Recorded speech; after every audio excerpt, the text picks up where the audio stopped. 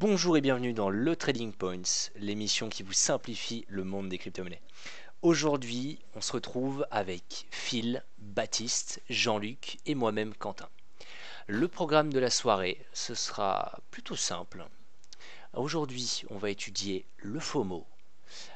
Juste après ça, on va étudier un petit peu une petite review des alts et du BTC, voir qu'est-ce qui a super formé ou pas du tout. On fera une petite review des marchés, actions, ETF, indices, et on finira sur un débat, je pense quelque chose qui nous intéresse tous. Qu'est-ce qui est en train de se passer en ce moment? Est-ce qu'on pourrait avoir un renversement de marché, un retour à la hausse, ou peut-être encore un nouveau gange? Donc je propose qu'on commence tout de suite avec le FOMO. Allons-y. Qu'est-ce que le FOMO déjà? Ah, ça c'est une grande question. Je vais laisser les cryptos, moi, répondre à cette question. Je pense que c'est plus sage. Alors, Alors, le FOMO, tu y vas, Quentin? oui, allons-y. Alors le FOMO déjà, en traduction pure et dure, c'est Fear of Missing Out, la peur de louper quelque chose. Euh, pourrait traduire, je pense, plus simplement par oh punaise, c'est en train de monter, il faut que j'achète parce que ça monte. Et c'est là qu'on fait l'erreur, on achète sur un top et au final ça tombe et on se tape un bon moins 20, moins 30% en règle générale, hein. Ah, souvent, le FOMO fait très mal, c'est sûr. Mm. Après, des fois, c'est comme une bonne chose, hein. Quand tu vois sur IOTA, avoir fait du FOMO, des fois, c'est pas une mauvaise chose. Il faut savoir après quand entrer et quand sortir. Bah, c'est ça, ça fait. C'est une autre, c'est une autre étape ça. Ouais, je sais pas. Moi, je sais qu'en trading conventionnel, ce truc-là, bon, moi, le FOMO, j'ai appris ça qu'avec vous. Là, n'a jamais existé dans le vocabulaire de trading avant l'arrivée des cryptomanes. Et moi, j'appelle ça courir après les prix, quoi. Et c'est pas vraiment ce qu'on recommande dans une stratégie de trading, ou alors à très court terme. C'est-à-dire effectivement, on va rentrer sur une toute petite unité de temps par rapport aux gros mouvements qu'on pense pouvoir se développer un peu plus longtemps. Mais le problème, c'est que généralement, la plupart du temps, et on se retrouve à acheter le sommet et puis derrière on se remet à recourir après les prix dans l'autre sens et puis en fait on est dans un trading purement réactif qui a aucune durabilité dans le temps, quoi. Et plus on va reproduire ce type de schéma, plus on a de chances de perdre du pognon que d'en gagner, quoi. C'est sûr. Alors, par contre, on peut peut-être déjà se présenter avant de commencer. C'est vrai qu'on aurait dû faire ça. Ouais. Alors, Phil, Allez. vas-y, Phil, après toi. Ok, donc moi, Phil RX, enfin bon, je pense qu'il y a la plupart des gens qui écouteront qui me connaissent quand même un petit peu. Je sais pas, après moi Le c'est une trader fou. réputation. Non, mais c'est une réputation qui s'est faite malgré moi. Moi, j'ai un peu pas, enfin, j'ai simplement fait mon boulot. Seulement après, je l'ai appliqué au monde des crypto-monnaies sans trop comprendre. Et c'est vrai que ça choquait un petit peu, puisque la plupart des gens qui interviennent sur ce milieu-là sont toujours des gens qui se sont renseignés avant sur l'aspect technique. Alors que moi, dès le premier jour, j'ai été franc et j'ai osé le dire. Je connais rien à la technique, ou alors vraiment très, très, très, très peu. En tout cas, pas suffisamment pour espérer dire que je comprends quelque chose à ce machin-là.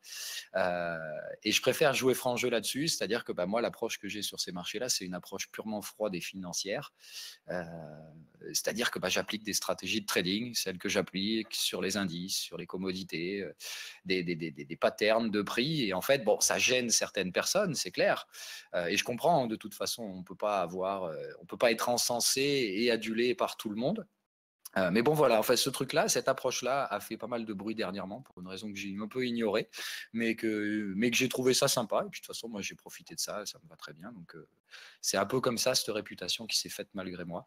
Donc voilà, en gros, moi, la seule différence, c'est juste que j'ai une approche j'ai une approche de trading par rapport à ce truc-là, comme je peux l'avoir sur n'importe quel autre type d'actif, quoi. Nickel, c'est parfait. Baptiste, je te laisse enchaîner. Il n'y a Qui pas de es-tu? souci. Dis-moi tout. Alors, moi, Baptiste, ça fait maintenant 2 ans que je suis dans les cryptos. Moi, j'ai commencé un peu comme tout le monde, je pense, à chiller sur des réseaux, sur Reddit, sur Facebook, à trouver un petit peu ce qu'est le Bitcoin, parce qu'on commence à entendre parler un peu partout. Et moi, je me concentre surtout sur tout ce qui est vulgarisation de crypto, et je fouille vraiment toutes les cryptos de A à Z. Je lis toutes les ICO, tous les white papers, et j'essaie vraiment de voir un peu les bons projets des mauvais projets. J'ai entendu dire que tu faisais aussi des interviews des interviews pour des CEO d'ICO, tout ça. Je crois que tu as fait Napoléon X, il me semble. Tu en as fait une autre qui était pas mal du tout, dont tu m'as parlé. Ah, exactement. Alors moi, à côté, dans mon métier, je suis, comment dire, chef de projet multimédia digital. Donc j'accompagne un petit peu certaines ICO dans leur développement multimédia. Donc on a fait des vidéos pour Napoleon X, par exemple, comme tu as dit. Là, on en a fait quelques-unes pour Talao et Soundcloud, justement. Donc deux ICO françaises. Le petit hashtag Made in France. C'est ça. C'est ça. Bon, on s'en vante pas plus que ça, mais moi, c'est de faire de la qualité pour des ICO qui sont vraiment qualitatifs. Parce qu'en France, même si beaucoup de gens crachent dessus, la France bouge beaucoup, et surtout dans le domaine des cryptos, quoi. On a des projets extraordinaires. Bon, on voit d'ailleurs avec Ledger qui est pionnier dans la sécurisation des cryptos. Et le plus silencieux de nous tous, je dirais le vieux sage, Jean-Luc. Salut les crypto-dingos! Euh, Moi, c'est une super découverte, la crypto, parce que c'est vraiment une possibilité comment dire, de libre entreprise pour plein de jeunes, pour plein de personnes. Alors, c'est vrai, c'est un marché qui est volatile, où il y a beaucoup de difficultés à pouvoir investir et de garder sur le moyen long terme. Mais il y a de belles années, je pense, devant nous. Et que je pense qu'un petit billet sur ce nouveau marché, ça peut être intéressant. Pour ceux que ça intéresse, si jamais, le 16 et le 17 à Monaco, il y a le Monaco International Blockchain et c'est un rendez-vous intéressant. Moi, je serai présent. Ah bon, on Jamais sera, coucou. S'il y a des personnes qui sont intéressées pour me rencontrer, je serai là-bas le 16 et 17 à Monaco. Ce sera un super rendez-vous. Je pense que la crypto, on a 3 belles années d'or devant nous, avec des possibilités de trouver des bons projets, comme tout à l'heure le disait notre collègue, trouver peut-être des petites pépites, mettre un petit billet dessus, ça peut être intéressant et voir dans l'avenir si c'est un marché qui devient peut-être plus professionnel, Plus avec mature, plus ouais. de volume, moins de volatilité peut-être, et puis vraiment quelque chose de plus démocratisé. Et peut-être avoir ce petit billet-là dans 3 ou 4 ans vaudra un gros billet. Bah, super, bah, merci du partage, hein. C'est vrai que comme tu dis, la crypto et la blockchain, c'est quelque chose de vraiment révolutionnaire qui va changer nos usages. Et c'est quelque chose qui met vraiment la confiance aux mains des acteurs du quotidien. C'est vrai que je pense qu'on pourra aller loin. Je vais finir la présentation je vais finir par moi.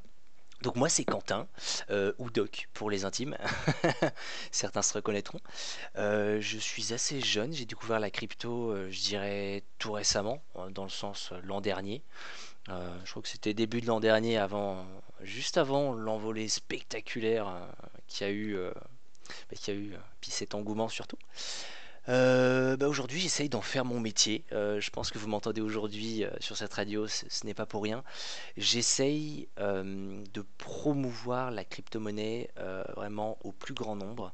La crypto-monnaie, pas seulement le processus blockchain, l'ensemble des projets qui gravitent autour. C'est vrai qu'on n'en a pas conscience, mais mon maître mot, je pense, c'est vraiment une bonne petite parabole, je dirais, c'est que le Bitcoin et toute autre crypto-monnaie ne sert pas uniquement à acheter de la drogue sur Internet. Voilà, tout simplement, c'est pour résumer. Je sais que c'est dit assez brutalement, mais je pense que le processus technologique qu'on a derrière, qui est notamment la blockchain, il faut bien apprendre à différencier les crypto-monnaies de la blockchain, c'est très important. Je pense que à la façon d'Internet qui a révolutionné nos vies, je pense que ça c'est indéniable et personne ne pourra me dire que j'étends là-dessus. Je pense que les crypto-monnaies pourront augmenter vraiment, enfin crypto-monnaies et blockchain pourront augmenter vraiment la qualité de vie sur certains projets. Je peux prendre l'exemple par exemple des supply chains pour poursuivre un peu la traçabilité de tous nos aliments, tout ça. Voilà, j'ai un rêve, un objectif qui est de faire prendre connaissance au plus grand nombre que le Bitcoin, la blockchain, c'est bien et il ne faut pas en avoir peur. Voilà, Carrément. c'est un de mes gros buts. Écoutez, sinon je suis très content d'être avec vous tous ce soir. Et du coup, je propose qu'on commence directement avec, excusez-moi, j'ai écrit un peu les étapes tout à l'heure, mais avec le FOMO. Le FOMO, donc en bonne traduction, je dirais que c'est Fear of Missing Out, la peur de louper Exactement. quelque chose, et il faut acheter parce que ça monte et parce qu'on pense que ça va encore monter, mais la plupart du temps, bah, malheureusement, ça se stoppe et ça ne monte plus. Je pense que vous avez tous vos expériences à raconter là-dessus. Toi surtout Phil, Jean-Luc aussi, je pense que vous avez beaucoup d'expérience là-dessus. Si je me trompe pas, vous êtes assez ancien sur les marchés quand même.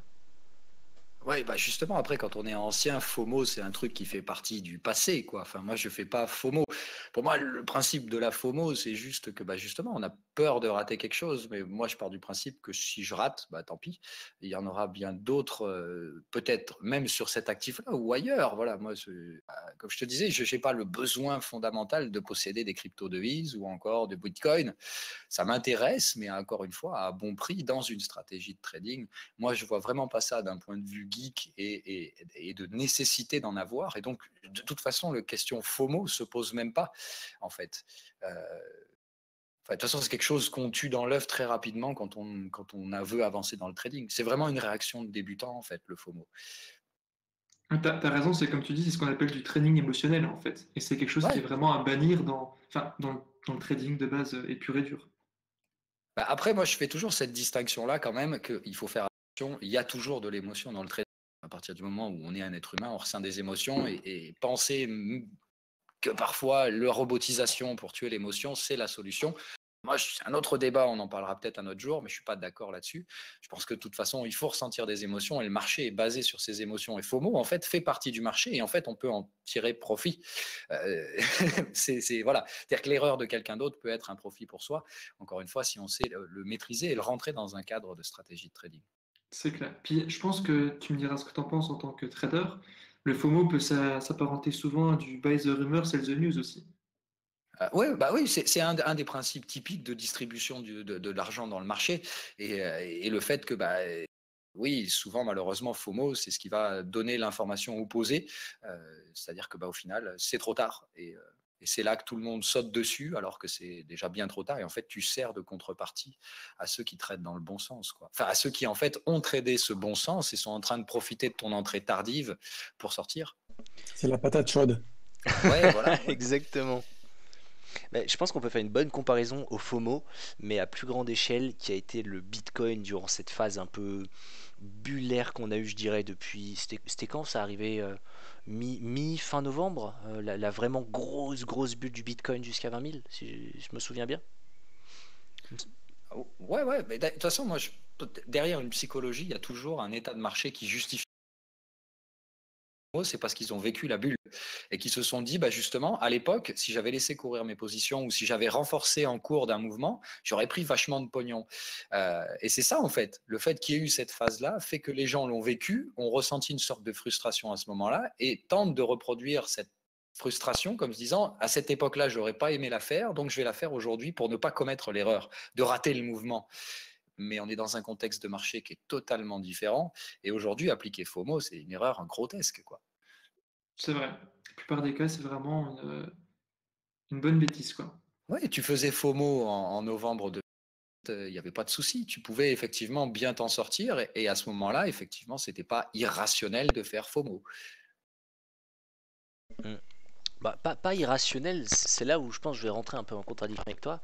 Je suis d'accord, mais on est rentré dans une phase tellement. Voilà, là c'était quand même quelque chose d'assez. Un mouvement ultra puissant et c'était. Ce FOMO était presque dangereux parce que tous les jours ça montait, ça s'arrêtait vraiment jamais de monter. Et on voyait des capitalisations exploser. Enfin, c'était. Bon, voilà, j'extrapole un peu. On reste quand même sur des capitalisations qui sont mineures par rapport au marché classique, hein. C'était quasiment que chi. Voilà. Voilà. Mais il y avait quand même un mouvement qui était très dangereux malgré tout, parce que on voit le Bitcoin qui est passé de 20 000, je rappelle, il a touché les 19 970, on va dire les 20 000, et en 5 jours top chrono, je crois que c'était plus ou moins ça, il a fait quand même moins 50-60%, ce qui est Ouais, mais ce qui c'est un fait schéma. peur. c'est un schéma de marché normal en fait. C'est la distribution de la valeur. Il faut comprendre que le prix qui bouge, c'est l'aspect casino du trading.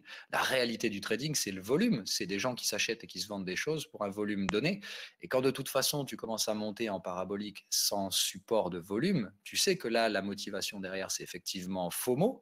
Et le problème, c'est que FOMO marche jusqu'à ce que ceux qui sont comme ce que je te disais tout à l'heure, le problème de FOMO, c'est quand tu deviens la contrepartie de ceux qui traitent dans l'autre sens avec un plus gros volume que toi. Et c'est là que s'arrête la bulle de toute façon. C'est qu'en fait, la bulle, elle est entretenue par le FOMO. Et puis en fait, dès que les investisseurs de long terme trouvent des prix trop élevés et qui commencent à vendre avec du gros volume, bah, FOMO, ça s'arrête. Tu n'as plus assez de petits acheteurs qui soutiennent le marché. Tu as des gros vendeurs et ça s'effondre. Et derrière, la capitalisation, elle retombe très brutalement. Mais c'est un principe mécanique qui est lié au volume, en fait. Si tu veux, moi, je trouvais rien de gênant à la baisse de 50% du Bitcoin. Et typiquement, ce truc-là, c'est un mouvement que j'aurais dû mettre à profit. J'ai raté le sommet du Bitcoin, moi, je l'ai toujours dit. Mais si je l'avais vu à l'époque, j'aurais appliqué une stratégie de trading qui aurait pu mettre ça à profit, quoi. Je me permets de te corriger. Tu as raté le top du Bitcoin, le top 2017. Tu n'as pas raté celui de 2018 ni celui de 2019. Ah non, ça c'est les convictions personnelles, hein. Mais voilà. Oui, je ne me suis pas raté ensuite, mais encore une fois, ce mouvement, puisque tu parlais de ça, de cette grosse baisse de 50%, d'un point de vue trading, pour moi, il était entre guillemets prévisible. C'est-à-dire qu'il avait tellement de probabilité de se produire qu'à cet endroit-là, c'était totalement justifiable de se mettre en face, en fait, tout simplement. C'est-à-dire de passer vendeur, quoi. C'est vrai que ça a fait mal. Pour reprendre ce qu'a dit Cryptologiste sur le chat, ce FOMO, il a créé une bulle sans consolidation. C'est ça le problème. C'est qu'on n'a plus de consolidation à la fin du FOMO, quoi. Et ça s'est cassé avec le volume qu'il y a eu. Il y avait plus d'acheteurs que nécessaire et ça s'est cassé la gueule, quoi. C'est ça. Après, c'est même pas vraiment ça. C'est juste que d'un côté, tu as des gros acheteurs de terme qui cette pattern-là se déclencher, puisque de toute façon, moi, je pars du principe que la smart money, même si le mec qui détient cette smart money n'est pas un initié, entre guillemets, c'est-à-dire n'est pas un trader, il sera de toute façon conseillé par un trader. Donc, il faut être conscient que la smart money, celle qui exécute des gros volumes, elle a accès à une information, elle sait trader. Donc, elle n'aura pas de réaction de type FOMO et tout ça. Et tout trader qui se respecte sait repérer une bulle quand elle est en formation et sait que de toute façon, dès que les autres vont commencer à vendre, il faudra faire pareil parce que derrière, ça va tomber rude et il ne faudra pas être le dernier à vendre, quoi. Et donc, le principe, c'est qu'à ce moment-là, tout le monde s'est un peu déclenché en même temps et tout le monde s'est dit, bon, là, c'est bon, on est allé assez loin, on va quand même prendre les profits pendant qu'ils sont encore en train d'acheter, quoi. À l'époque, je me souviens, à l'époque, je dis ça, à l'époque, il y a quelques mois, pardon, c'était, on avait la grosse crainte des 10 000 $. 10 000 $, c'était un chiffre rond, c'était une résistance psychologique qu'on n'allait jamais passer, on allait rebondir sur les 10 000, on allait se réécraser en bas, ou peut-être, enfin, pas forcément se réécraser, mais au moins aller retester un support. Et d'un coup, on l'a brisé, et c'est parti en cacahuète, mais complet. Après, ouais, moi je pars du principe qu'en fait la bulle, ça vient de deux états. Il y a deux états. C'est-à-dire qu'il faut qu'il y ait effectivement beaucoup de FOMO. Il faut qu'il y ait des petits particuliers prêts à acheter tout et n'importe quoi hors de stratégie de trading, puisqu'en fait, c'est pas rationnel comme mouvement. Donc, tu sais que ça peut pas venir de traders expérimentés, parce qu'un trader expérimenté, par définition, il va gérer son risque. Donc, il va être plus ou moins rationnel. Et je connais aucun trader expérimenté qui achetait le Bitcoin au-dessus de 10 000 $. Il faisait quoi? Il laissait courir les achats. C'est-à-dire qu'on a identifié la bulle. Dans ce cas-là, on ne vend plus. C'est-à-dire que tu atteins un état de marché très particulier où tu as des gens inexpérimentés qui achètent en masse, mais avec des petits volumes, et des gens initiés avec des gros volumes qui voient venir ça et qui se disent, bon, on va laisser monter. Et en fait, ces gens-là ne vendent plus. Et en face, tu as des petits gens qui achètent et qui font donc monter les prix très, très, très rapidement jusqu'au point de renversement où la smart money se dit c'est bon, cette fois on est assez monté, on va prendre des bénéfices. Mais quand ils prennent des bénéfices, ils écrasent tellement le volume des particuliers derrière que ça fait s'effondrer une bulle. Et c'est ce qu'on appelle une bulle, voilà, c'est ça. Et c'est vraiment la conjonction de ces deux états de marché, des traders avec peu d'expérience qui sautent sur la patate chaude, et d'un autre côté, des traders expérimentés qui voient ce schéma se mettre en place et qui le laissent, en fait, qui l'autorisent, entre guillemets, jusqu'à une certaine mesure où là, on arrive au point de rupture et derrière, on arrête les bêtises. Alors, dans tous les cas, je pense qu'on a pu avoir un signe avant-coureur. Et c'est un peu, comment dire, ce que je veux dire, c'est un peu cliché, mais vrai en même temps. C'est quand TF1 a commencé à en parler, quand on a commencé à voir les reportages, c'était quoi? Je crois que c'était un vieux monsieur un peu kékérital. Ouais, moi j'arrive, je vais acheter pour 11 000 euros le Bitcoin. Je crois qu'il devait être à 15 000 dollars à cette époque-là. À mon avis, ben, ce petit porteur-là, enfin, voilà, c'est fini. Et Après, puis, moi, si tu veux, même en tant que trader, à l'époque, je m'en rappelle. Combien de potes à moi m'ont appelé parce qu'ils savent que je suis trader pour me dire Waouh, Phil, est-ce que tu as entendu parler du Bitcoin? Et j'avais envie de leur dire mais attendez, les gars, d'une, c'est mon métier. Donc, oui, j'ai entendu parler du Bitcoin avant vous. Sinon, c'est que je fais mal mon job. Et le fait que vous m'en parliez, c'est pas une très bonne chose pour vous, en fait. Et c'est pour ça que moi, à l'époque, j'avais conseillé à tous ces potes-là de se barrer tant qu'ils étaient en positif, quoi. Et d'accepter la perte pour ceux qui pouvaient être en négatif parce que ça risquait de tomber grave derrière, quoi. Mais si tu veux, c'est toujours pareil. C'est que bah, à partir de là, moi, j'active des patterns, comme je dis. Après, je ne sais pas si ça va marcher, pas marcher. Parce qu'au final, des mini-cracks du Bitcoin, il y en a eu plein pendant la phase de hausse. Trouver le bon, c'est respecter un schéma bien particulier. Après, là, je ne peux pas faire un cours là-dessus ce soir. Ça prendrait trop de temps. Et puis, c'est pas un truc. Voilà. Mais il y a un schéma à respecter pour déclencher un crack qui fait qu'on ne les avait pas déclenchés avant, mais que là, cette fois, on l'a déclenché. Et le sommet de 17 000, quand on l'a revendu, celui-là, et 99% de chances que ça termine mal où on en est aujourd'hui et peut-être même encore un peu plus, quoi. Ouais, et puis tu as toutes les personnes qui ont voulu faire leur take profit aussi à cette période-là.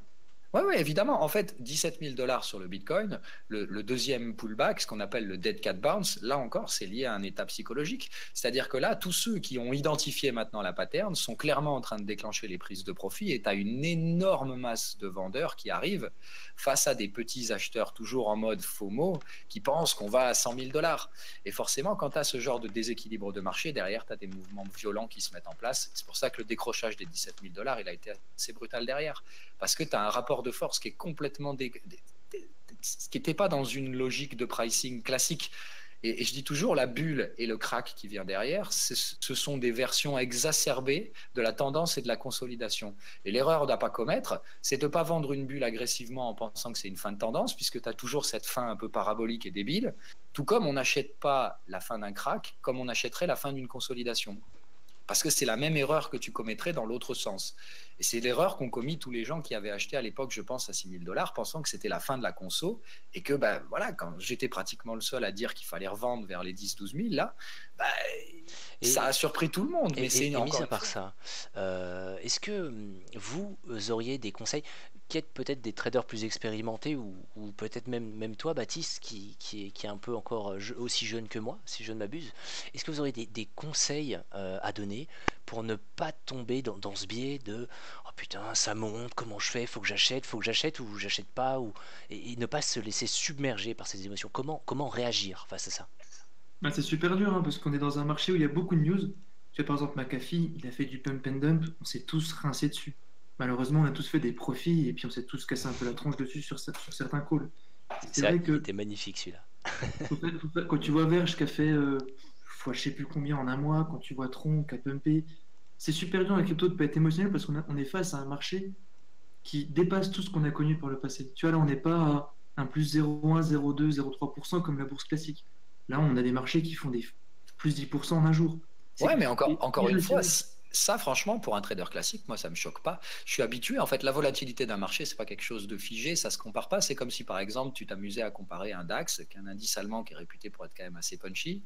Si tu comparais ça avec des mouvements sur le Forex, sûr que le DAX peut te balayer 2 à 2,5% dans une journée. Sur un Forex, si tu fais une journée à 1%, c'est une grosse journée. C'est rare. Donc, si tu veux, après, c'est juste une affaire de volatilité. Moi, comme je dis, en fait, le Bitcoin, ça me choque pas. Quand je vois plus 15%, je prends ça, si tu veux, dans ma tête de trader, comme une journée à 1,5, puisque ça, en fait, il faut regarder par rapport à la volatilité moyenne, et en fait, tu te rends compte que c'est pas volatile, c'est juste que bon, ça bouge plus vite, mais dans ce cas-là, tu adaptes ton levier. Moi, sur le Bitcoin, je traderai pas avec le même levier que je traderais un indice comme le S&P 500. Tu vois. Non, t'as tout dit, hein. C'est juste en fait la proportionnalité avec les marchés standards. Il faut faire attention. Ouais. Et puis, pour répondre à ce que tu disais, Quentin, je reprends Cryptologiste qui fait des très bons commentaires. Ouais, j'ai lu, j'allais le citer. Ouais. Pour éviter d'être FOMO, je pense qu'il faut, comme il dit, pas agir avec la précipitation. Il faut toujours faire une analyse fondamentale avant de voir les projets qui nous intéressent et toujours accepter d'arriver trop tard. C'est-à-dire que si on rate un projet, Par exemple, Iota, si on le rate, tu te rappelles Alors, quand il est monté je à me 5 permets de dollars? te couper un instant. Faire une analyse fondamentale. Alors, on peut avoir une très très bonne analyse fondamentale. Je te ferai référence, par exemple, au Tron, le TRX, le fameux. Sur le papier, il est magnifique. Il est vraiment magnifique. Le white paper Euh, à plusieurs milliards. c'est exactement ça, mais c'est un white paper à plusieurs milliards. Et est-ce que ça se fera? Est-ce que. Voilà, C'est c'est- sûr. C'est voilà. sûr. Après, faut rien considérer comme acquis, hein, comme disent Bambuka et cryptologistes, c'est que le marché est encore super neuf et rien n'est consolidé, rien n'est acquis, quoi. Donc tout change du jour au lendemain. On a des surprises tous les jours sur ce marché, quoi. Une petite news peut casser le marché comme le faire grandir. Hmm.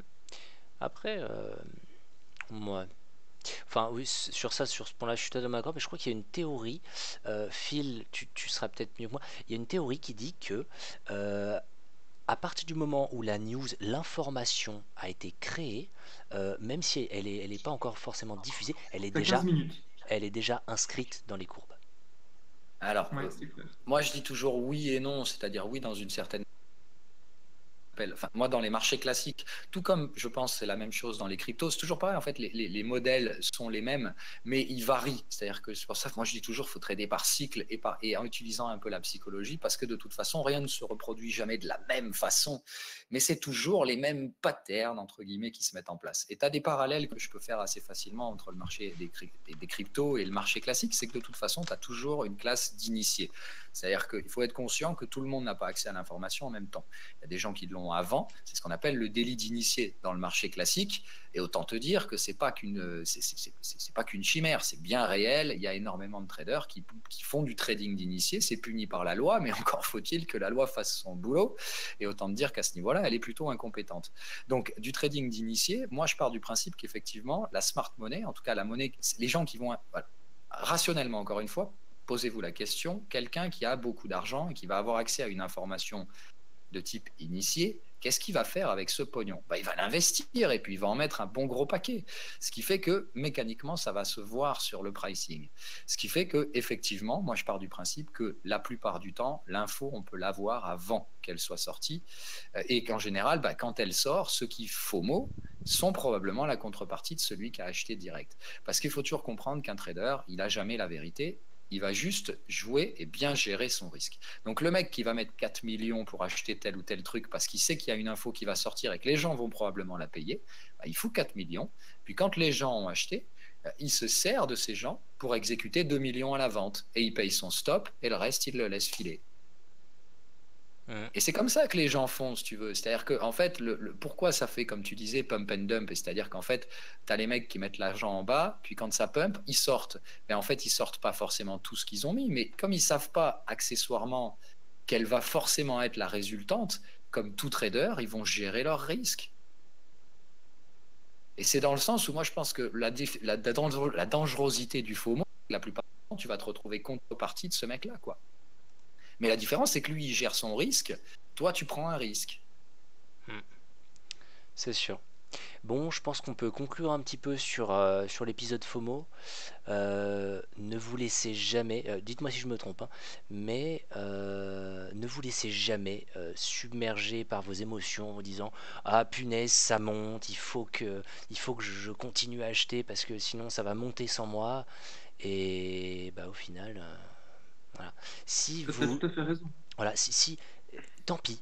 La montée est là, mince, j'ai loupé cette montée, et je prendrai la suivante ou C'est ça, je on le prendra prendrai la en short. prochaine. Voilà, je prendrai la prochaine ou sinon je vais attendre d'avoir des signaux de confirmation que ça se retourne en mode baissier et dans ce cas-là, je vais passer en short, tout simplement. Non, c'est clair. Là, tout à l'heure, je te parlais de Iota quand il est monté à 5 dollars.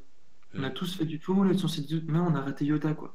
hmm. Là, il est retombé à 1 dollar il y a quelques temps. Donc, on a pu reprendre tranquillement la vague.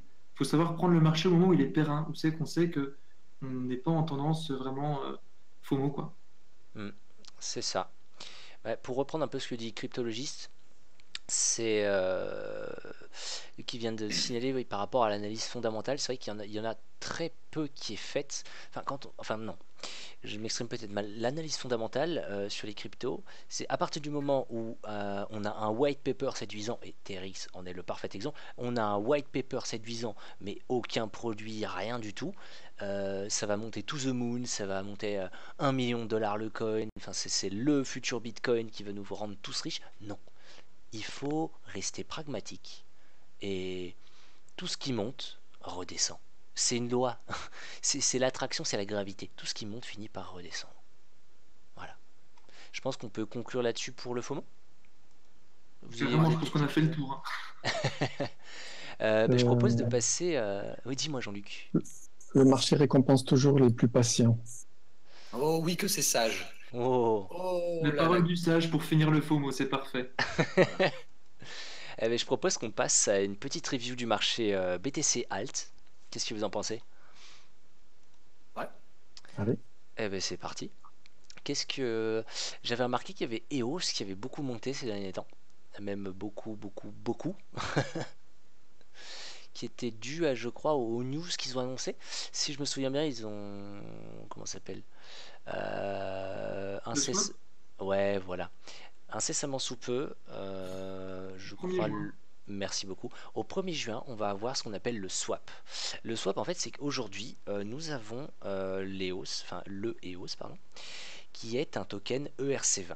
Un token ERC20, c'est, on pourrait pour arrondir les angles, c'est une norme qui permet de faire fonctionner le token EOS sur la blockchain Ethereum. Parce que pour l'instant, EOS n'est qu'un token de la blockchain Ethereum qui circule dessus. Et au 1er juin, nous allons avoir le mainnet qui va être lancé avec notamment les vrais coins EOS, les vrais tokens EOS qui vont arriver. Donc en fait, il y a une transition qui va devoir se faire et je vous invite aussi à vous renseigner parce que sinon, tous vos tokens EOS seront perdus. Faut bien en avoir conscience. Il faudra bien faire le swap. Ce sera une manip qui sera indiquée. Je pense que le site EOS ou certaines vidéos YouTube indiqueront toute la marche à suivre. C'est pas bien compliqué, il faut juste s'y intéresser un petit peu. Il y a eu beaucoup de spéculation dessus. Je pense que vous avez tous remarqué. Je sais pas si vous l'avez peut-être pris en trade, non? Ah bah ouais, moi c'est mon bébé depuis pas mal de temps. C'est vraiment une crypto qui devrait faire très très mal. Tu pourrais nous en dire un peu plus sur EOS? Ils ont un bon projet, me semble. Ah, le projet OS, c'est vraiment très solide. L'équipe derrière est très très bonne. Derrière, il y a l'équipe qui a fait Steemit et Alors, Bitget. je te coupe juste un instant. Je précise, par contre, on ne fait pas de conseils d'investissement. Attention à vous, hein. Voilà, on ne fait pas de Ah, conseils t'as bien d'investissement. fait de le dire, on n'est pas des conseillers en investissement du tout, quoi. On donne Voilà. juste des informations factuelles qu'on a eues de nos connaissances, quoi. Voilà. Désolé de t'avoir coupé, je te laisse reprendre. Il n'y a pas de souci. Donc j'en étais, ouais, EOS, c'est vraiment un projet très solide. Techniquement, il tient bien la route.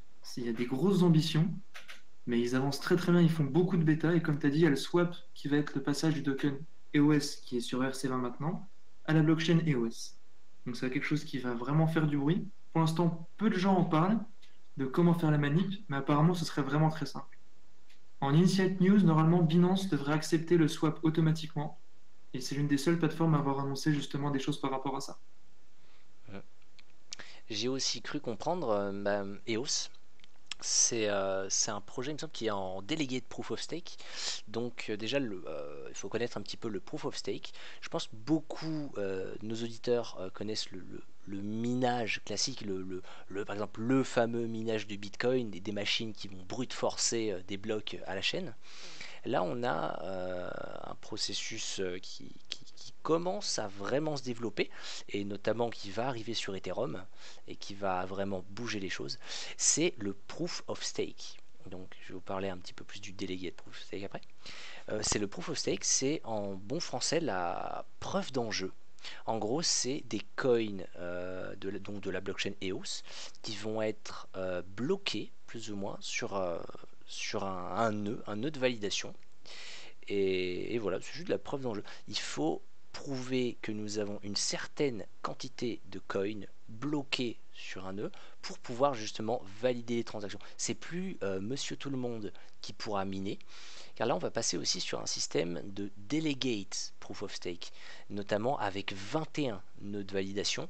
Et Malheureusement, c'est un processus qui retournera quand même un peu vers une certaine centralisation des transactions, à la façon de chaque token EOS apporte une valeur, apporte une valeur de vote. En fait, chaque token EOS a un pouvoir de vote pour sélectionner, pour pouvoir voter l'un des 21 nœuds validateurs de transactions. Et bien sûr, c'est ceux qui en auront le plus, ou ceux qui en feront le plus de communication. Je pourrais citer Bitfinex qui s'est prononcé, qui veut devenir un nœud validateur de transactions. Binance aussi, si je ne me trompe pas. Et on en reviendra plus ou moins à de la centralisation. Bon, après ça, je pense que c'est un autre débat. Mais c'est à peu près ça pour EOS, si je me trompe pas. Est-ce que Non, Baptiste? tu as très bien dit. Et puis, il faudra 2 tiers pour valider. Donc, c'est 15 personnes, normalement. 15 personnes. De ce qui est annoncé, ben, il faut 15 personnes sur 21 pour qu'il y ait l'accord qui soit passé sur le nœud. D'accord, pour avoir un consensus. Exactement, le consensus est à 2 tiers, D'accord, donc 15 personnes. d'accord. Donc EOS qui a quand même fait un bon mouvement, si je me trompe pas. Je vais le reprendre vite fait. Ben, et aussi, oui, il a fait un très très bon mouvement. Justement, le swap a fait pas mal de FOMO. On en parlait tout à l'heure, c'est un peu le cas. Donc les gens sont vraiment intéressés à OS qui était un petit peu en derrière de l'écran par rapport d'application. Et le concept en plus est très très proche d'Ethereum, puisqu'il va être un peu un OS décentralisé, avec la mise en place d'applications qu'on appelle les dApps, donc les applications décentralisées. Et donc les gens ont entendu parler avec le swap. Et justement, bah, il y a eu beaucoup de FOMO et beaucoup de prise de risque sur cette crypto, quoi. Si je ne me trompe pas, depuis le 10 avril, il a quand même fait presque x4. Plus ou moins x4. Ah Depuis. oui, carrément, carrément. Enfin, Ah, l'annonce du c'est. swap a fait délirer tout le monde, quoi. Parce que EOS, c'est une crypto qui est concrète et il y a beaucoup d'applications qui sont déjà aujourd'hui effectives. Hmm. Pas mal du tout. Bah là, on a aussi le Bitcoin, il me semble. Bon, ça, je pense qu'on pourra y revenir tout à l'heure sur notre petit débat. On vous réserve petite surprise. On a l'Ethereum aussi. L'Ethereum qui a bien performé, si je me trompe pas. Ah bah comme tu disais tout à l'heure, hein, le POS va arriver rapidement sur Ethereum, hein, Hmm. avec la mise à jour Casper, je sais pas si tu as vu, Si, j'en ai beaucoup entendu parler, surtout par un de mes collègues. avec un stack de 1500 Ethereum, si je me trompe pas, je crois. Je crois qu'on a perdu fil là. Ah non, moi je vous écoute. J'ai toujours dit que la partie technique, je serais probablement en train d'écouter plus que de blablater. Donc j'écoute. Je t'ai taquine, t'inquiète pas. Et du coup, j'ai entendu aussi, alors ça je ne pourrais pas, je pourrais le vulgariser à l'extrême, mais pas vraiment le détailler, je préfère pas m'avancer. Je ferai appel à quelqu'un qui connaît beaucoup mieux le processus. Sur Ethereum, je crois que il y a le Proof of Stake qui commence à arriver. Je crois qu'il va arriver sur 3 ou 4 mises à jour, je crois que c'est 3 mises à jour, il me semble, différentes qui vont intégrer du Proof of Stake à un niveau de pourcentage, mais je vais pas trop m'avancer. Et il y a aussi l'annonce du sharding qui s'est enfin, l'annonce qui s'est beaucoup plus prononcée, si je me trompe pas. Est-ce que tu sais ce que c'est, toi, Baptiste, le sharding ou... Alors, le sharding, ouais, c'est assez compliqué à expliquer. Bah, le sharding, ça vient en force, hein. Quand on voit Quark Chain, je sais pas si tu as vu le projet d'ICO qui est en train d'être fait en ce moment. Si, Le justement. sharding, ça va être le feu. Alors, comment détailler ça rapidement? Je pense que tu sauras peut-être mieux le faire que moi. Alors, je suis désolé pour les puristes, je vais vulgariser ça au maximum. Le sharding, c'est, en fait, on va plus ou moins scinder la blockchain bah, par exemple le sharding en quatre blockchains séparées, mais qui ne le sont pas en fait. Le sharding, ça va être divisé plus ou moins pour mieux régner entre guillemets. On va diviser la blockchain en 4 parties qui seront toujours totalement reliées. Attention, ça va pas être 4 blockchains indépendantes, tout ça, mais on va diviser plus ou moins la blockchain. Donc j'ai vulgarisé au maximum. Je peux pas trop rentrer dans les détails, j'ai pas forcément les connaissances, mais quelqu'un le fera sans doute la semaine prochaine. Parce qu'on On aura, oui, invitera un expert en sharding la semaine prochaine. voilà, exactement. On aura, si Non, jamais, si pour petite info, c'est notre tout premier épisode. Et par la suite, on aura beaucoup d'intervenants spécialisés dans divers domaines, que ce soit la technologie, que ce soit la finance. Voilà, il y aura on a beaucoup de choses à vous présenter.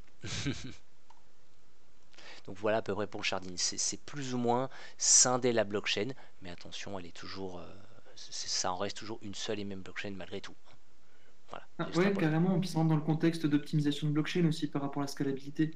Mm. C'est quelque chose qu'on voit de plus en plus. Toutes les ICO vachement tech utilisent maintenant soit le sharding, soit le fog computing. Donc c'est vraiment quand tu dis de l'optimisation, à chaque fois découper des petites parties et pouvoir aller encore plus vite, quoi. Comme un peu ce que fait aussi Lightning sur le Bitcoin. Exactement, c'est plus ou moins ça. Bon, c'est quand même, quand on est sur le Lightning, c'est quand même beaucoup plus off-chain, donc Oui, transaction hors de exactement. la Ça n'a blockchain, rien à voir, mais je c'est surtout une précise. histoire d'optimisation, quoi. Mm, mm. Ah bah, dans tous les cas, je pense que beaucoup de choses se feront off-chain et la blockchain, comme on la connaît aujourd'hui, que ce soit même en proof of work, proof of stake ou toute autre méthode, euh, elle n'en est vraiment qu'à ses balbutiements. On en a encore qu'au début. C'est comme le tout premier. C'était quoi? C'était pas Internet, c'était ARPANET, je crois, non? L'ancêtre, c'était ARPANET, non? Oula, il y a eu beaucoup d'ancêtres d'Internet, hein. Alors, je vais peut-être pas m'avancer dans ces cas-là. Voilà, Il y en a je vais un pas vague, m'avancer. on peut parler du Minitel aussi à ce point-là. Ouais, c'est ce que j'allais dire. Voilà, en fait, c'est le Minitel, oui, dans ce cas-là. On Voilà, peut aller dans ce loin, hein. cas-là, comparer, même si la technologie est très bien aboutie, je pense qu'on a encore beaucoup de projets à faire, parce qu'il y a encore beaucoup, on a encore beaucoup à Ah, avancer. carrément. Après, maintenant, ce qu'on dit, c'est avant, il y avait le web 1.0, 2.0, 3.0. Maintenant, on parle de blockchain 1.0, 2.0, 3.0. Il y a eu Bitcoin en premier, il y a eu Ethereum, qui était le numéro 2. Après, il y a ADA qui arrive en blockchain numéro 3. Et là, on voit des projets faramineux arriver, comme Aeronode, qui sont techniquement au-delà de tout ce qu'on connaît, quoi. Mm. Ah bah clairement. Bah, je crois que c'est à peu près tout. Il y avait Bitcoin Cash aussi qui a beaucoup The Big Pump. Je crois que il y avait eu des rumeurs de fork sur Bitcoin Cash, c'est ça? Ah, mais ça, c'est le chétan, le Bitcoin Cash. Puis il y a aussi le fait qu'il y ait le compte Twitter Bitcoin officiel Oh là là, c'est qui magnifique a ça. communiqué sur Bitcoin Cash. Donc là, c'est un hoax, un scam, un rachat, une arnaque. C'est vraiment particulier, quoi. Parce que pour la petite information, par exemple, rien que le Twitter Bitcoin, alors c'est un petit truc assez marrant à regarder. Le Twitter Bitcoin qui fait quasiment en permanence la promotion de Bitcoin Cash, qui est son entre guillemets concurrent direct malgré tout, hein. Donc voilà, je pense à peu près tout. Si il y a BTC forcément qui a beaucoup monté et qui a entraîné un peu le marché avec lui. Je sais que ça plaît pas à certaines personnes, donc je ne le dirai pas. Je pense qu'ils reconnaîtront, ces personnes se reconnaîtront. Mais bah, Bitcoin, quand forcément il monte, tout le marché ou la quasi-totalité du marché, du moins, le suit. Et inversement, quand il descend, je pense qu'on a bien vu la journée rouge aujourd'hui. Ça a dû se ressentir un petit peu sur le moral.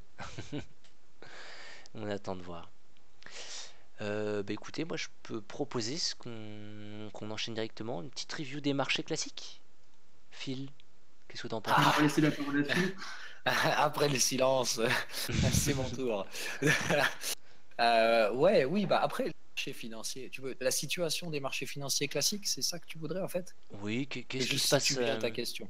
voilà, c'est ça. Qu'est-ce qui se passe un petit peu sur le marché? Qu'est-ce que je t'entends beaucoup parce que tu fais des vidéos et puis très très pertinentes d'ailleurs. Et j'entends beaucoup parler les actions américaines, Dow Jones, tous les indices. Qu'est-ce que t'en penses? Quelles sont les tendances pour le moment? Bah, pour moi, il y a un petit peu la grande question du moment, c'est-à-dire que là, en fait, aujourd'hui, le mec qui va te donner une réponse sur le marché américain, il est bien malin, mais il n'est pas trader. Donc, comme je te disais tout à l'heure, en fait, trader, mon job à moi, c'est pas de savoir ce qui va se passer, c'est de gérer mon risque pour que si ça se passe, je gagne un max et que si ça se passe pas, je perde pas grand-chose. Donc, à partir de là, détenir la vérité, c'est pas mon job. La prédire non plus, c'est simplement savoir sur quel prix c'est intéressant de se positionner. Et à partir de là, voilà, ça c'est mon job. Mais après, on me fait toujours passer pour un prédicateur ou un truc comme ça, parce que c'est souvent la déformation qu'on fait du métier de trader. Un Alors que, permabio aussi, si j'ai compris. oui, alors ça c'est bon, je ne vais pas perdre de temps encore là-dessus. Je te taquine. Non, non, tout est histoire de cycle. Et il se trouve que là, effectivement, on est plutôt dans des fins de cycle, ou en tout cas où on recherche des prises de bénéfices, et c'est ce que je suis en train de faire en ce moment. Si je devais, entre guillemets, te résumer un peu, entre guillemets, mon état d'esprit dans le positionnement du marché en ce moment, ce que je pense qu'il est en train de faire, et encore une fois, je pense, donc je trade dans ce sens, mais je ne fais pas ça n'importe comment. Je pense que le marché est en train de se demander s'il faut prendre les bénéfices et passer en range avant de passer en bear market, ou si on se prépare à lancer une grosse bubule bien classique des marchés américains en fin de cycle. En gros, comme je te disais tout à l'heure, la bulle, l'état de la bulle, c'est quand tu conjugues deux choses. Quand tu fais acheter des particuliers à des prix exorbitants, avec des faibles volumes, et que ceux qui sont investis à long terme ne vendent plus.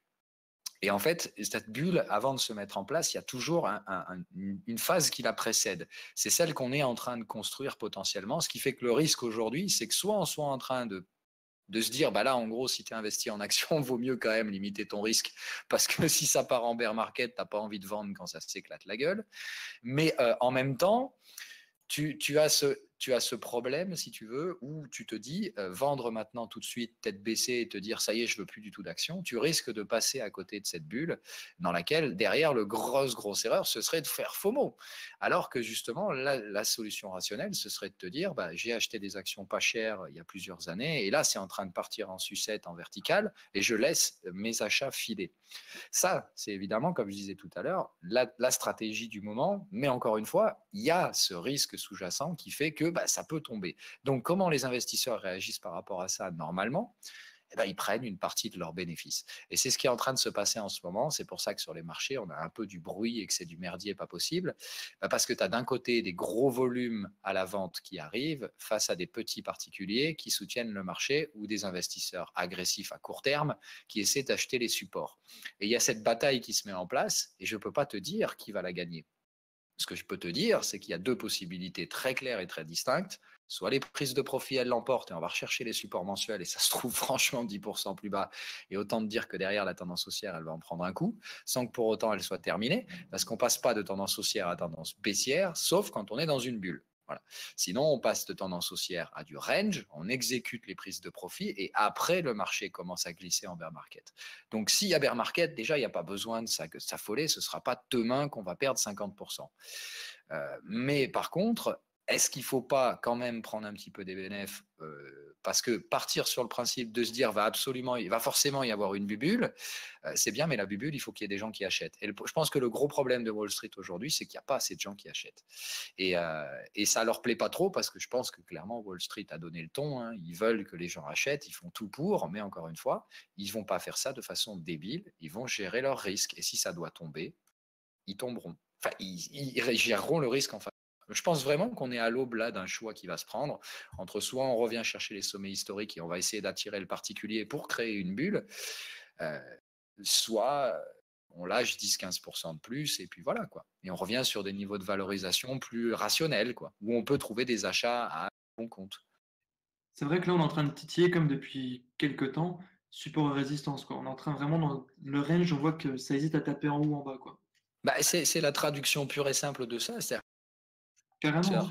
agressifs qui veulent se positionner pensant qu'on va peut-être créer la bulle et que dans ce cas-là, acheter à bon prix, ça se fait. Donc eux, ils se défendent les supports. Et en face de ça, tu as les mecs à long terme qui, dès qu'on arrive sur des prix intéressants, distillent un petit peu le pognon et essaient de voir si on peut franchir les résistances. Mais ils distillent du pognon et pour l'instant, on n'arrive plus à franchir les résistances, mais on ne fait pas péter les supports non plus.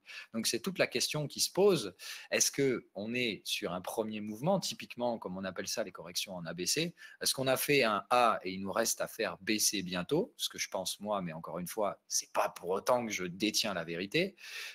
Ou alors, est-ce que on a déjà baissé, on fait un triangle et on se lance dans une nouvelle phase haussière qui pourra éventuellement devenir un gros machin typique de fin de tendance, c'est-à-dire on attire les particuliers. Comme les prises de profit pourraient être exécutées, il faut comprendre en fait qu'à partir du moment où ceux qui sont à l'achat auront exécuté leur prise de profit, c'est-à-dire qu'ils auront géré leur ils n'en ont rien à faire que le marché monte derrière. Donc on sera dans cette mécanique-là, achat de petits particuliers avec petit volume et investisseurs de long terme qui ne vendent plus. parce qu'ils ont déjà vendu dans la phase qu'on est en train de voir maintenant. Donc vraiment, moi je pense que les deux réponses sont possibles en termes de pricing et de pattern de marché. Maintenant, encore une fois, il faut en choisir une et gérer son risque. Ça veut dire que moi, j'ai fait le choix de la vente. Si je me plante, je prendrai le train acheteur. Voilà, il faut être clair là-dessus, quoi. C'est-à-dire qu'aujourd'hui, je ne sais pas. Je ne peux pas t'apporter la réponse. Et je pense que celui qui te dit ça va monter ou ça va baisser, il est bien malin, mais il te ment. Ouais, C'est vrai qu'il y a beaucoup de traders. Vas-y, excuse-moi. Oh non, non, vas-y. C'est vrai qu'il y a beaucoup de traders, Phil, qui sont de ton avis. C'est que ils sentent beaucoup le format ABC, quoi, vraiment avec une correction supplémentaire. Et que là, il y a beaucoup de take profit qui se préparent, quoi.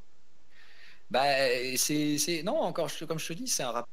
Et moi, honnêtement, aujourd'hui, je ne graphiquement parlant que très très peu d'indices qui permettent de répondre.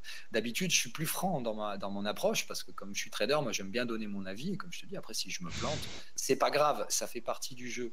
Le principe, c'est vraiment que quand je me plante, je veux pas perdre grand chose. Quand je réussis, quand je chope la bonne face de la pièce, bah derrière, je veux que ça paye, quoi. C'est ça en fait le trading. En tout cas, l'approche de marché pour moi, elle est comme ça. Et c'est pour ça que je vous dis, bah, les bitcoins et compagnie, c'est bien, mais si je me plante, c'est pas très grave. Voilà. Non, c'est sûr. Comme tu dis, on peut pas déceler vraiment une tendance de fond actuellement. Alors, bah après, je suis quand même un petit peu plus marqué sur le Bitcoin que sur les autres, mais on en parlera peut-être après, voilà. Mais Et aujourd'hui, tout à l'heure, tu me parlais du S&P 500, tu t'es amusé à cartoucher encore Qu'est-ce que tu as pris comme trade récemment que tu trouves vraiment très intéressant ou que tu as déjà pris Bah, c'est une vente que j'ai annoncée déjà dès la semaine dernière. Oui, j'ai vendu hier et ce matin. Enfin, hier, j'ai vendu en fin de semaine dernière et j'ai revendu là ce matin, ouais. Il y en a qui vont se Mais faire encore plaisir. une fois, bah, là, après, tu vois, on a baissé tout à l'heure. Si je devais te donner un prix, voilà, bah, tu vois, tout à l'heure, j'ai déclenché mes prises de profit en plein milieu de l'émission. D'ailleurs, je sais pas si mes bruits ont pu être. Je sais pas en fait s'il y a que mon micro qui est enregistré ou la sortie audio de mon ordi aussi. Il me semble que normalement les deux sont pris en compte. Uniquement Ce qui fait ton que micro. normalement, si vous regardez plus. Ok, bon, bah, parce que tout à l'heure, il y avait des petits bruits des prises de profit. Donc, si tu veux, moi, j'ai déjà vendu, je suis déjà sécurisé. C'est-à-dire qu'à ce stade-là, si ça monte, ça me coûte plus rien. Si ça s'écroule demain, bah, je vais prendre le pactole. Et voilà, si tu veux, j'ai déjà fait mon job. J'ai vendu à un bon prix. Je vois que le marché baisse. Maintenant, je vais voir si demain il continue ou pas, quoi. Alors, pour clôturer, je vais te souhaiter qu'il baisse, mais pas trop quand même, sinon, s'il baisse trop, personnellement, je n'oserais plus tellement sortir de chez moi. Oh non, non, non. Non, non, de toute façon, comme je te disais, même si on devait passer dans des baisses, moi je pars du principe qu'il n'y aura pas de bear market, c'est-à-dire de vrai bear market, c'est-à-dire de ce qu'on appelle un bear market, c'est cassure de support mensuel. Je vais te donner un prix là, mais si voilà, pour montrer la chose, parce qu'encore et toujours c'est important, pour moi on passe en bear market sur le S&P 500 si on va sous 2200, quoi. Et encore, il faudra déjà marquer un support avant, puis casser ce support. Voilà. Et on en est très très loin de ces étapes-là. Et on parle de bougie weekly ou mensuelle. C'est-à-dire que pour moi, le passage réel en bear market, quand on entendra ça sur TF1 ou sur les news financières, où on me dira le marché entre en bear market, ça ne se fera pas avant 2019 au minimum. Voilà. Le temps que la mécanique se mette en place, celle que je te décrivais juste avant, c'est-à-dire que si on est en phase de précédant un retournement en bear market, on passera d'abord par une phase de range, c'est-à-dire qu'on constituera d'abord de nouveaux supports, puis on viendra casser ces supports. Et c'est là où on passera en bear market. Donc pour l'instant, au pire, on est en range, et dans ce cas-là, c'est intéressant de vendre le sommet du range, ce que moi je fais, mais il ne faudra pas oublier de se racheter sur le bas du range. Voilà. Moi là, je ne vise pas un S&P à 1400, quoi. C'est clair. Mais écoute, donc, faut pas mettre la charrue avant les bœufs, et c'est l'erreur qu'on. C'est sûr, tu as tout à fait raison. Les gens qui me pensent permabère, bon voilà, encore une fois, j'étais parmi les seuls crétins à acheter en 2016 quand tout le monde parlait de bear market, justement. Donc, tu vois, enfin, c'est toujours pareil, en fait. C'est que quand tu trades, comme tu achètes un mouvement qui baisse et que tu vends un mouvement qui monte, ben, on te prend toujours pour un imbécile.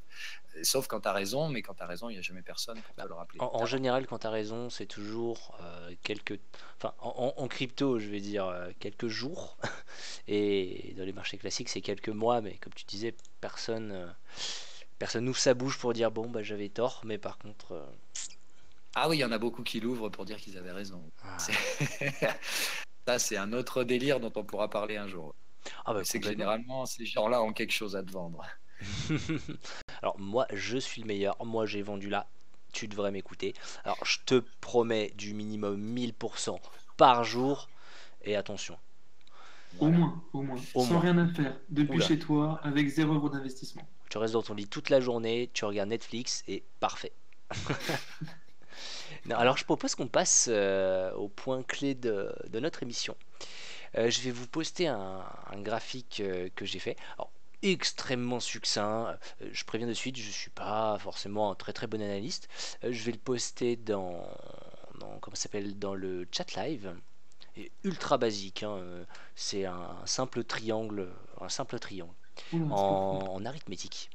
Aujourd'hui, moi, ce que je peux constater de ma jeune expérience, on a quand même pour le moment cassé un triangle baissier.